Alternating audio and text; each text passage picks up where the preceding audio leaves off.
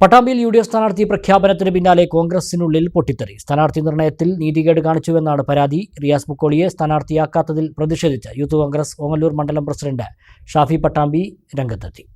പട്ടാമ്പി മണ്ഡലത്തിൽ UDF സ്ഥാനാർത്ഥിയായി കോൺഗ്രസിലെ TP ഷാജിയെ കഴിഞ്ഞ ദിവസമാണ് പ്രഖ്യാപിച്ചത്.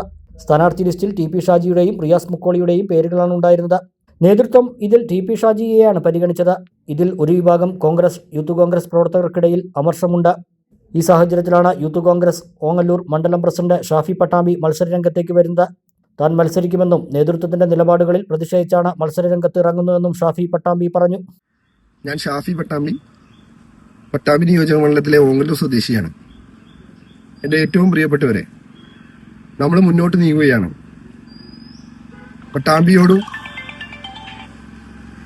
അല്ലെങ്കിൽ പട്ടാമ്പിയിലെ സാധാരണക്കാരായ ഇന്ത്യൻ നാഷണൽ കോൺഗ്രസിനെ സ്നേഹിക്കുന്ന അല്ലെങ്കിൽ UDFനെ സ്നേഹിക്കുന്ന ഏതൊരു സാധാരണ പ്രവർത്തകനും ഉൾക്കൊള്ളാൻ കഴിയാത്ത രീതിയിലുള്ള ഒരു സ്ഥാനാർത്ഥി പ്രഖ്യാപനമാണ് നമ്മുടെ പട്ടാമ്പിയിൽ ഉണ്ടായിട്ടുള്ളത്.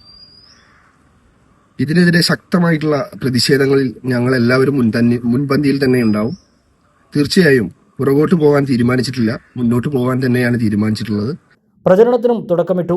തീരുമാനത്തിൽ നിന്നും പുറകോട്ട് പോകില്ലെന്നും ഷാഫി പട്ടാമ്പി പറഞ്ഞു. അതേസമയം പ്രശ്നങ്ങളെല്ലാം പറഞ്ഞു പരിഹരിക്കുമെന്നാണ് നേതൃത്വം വ്യക്തമാക്കുന്നത്.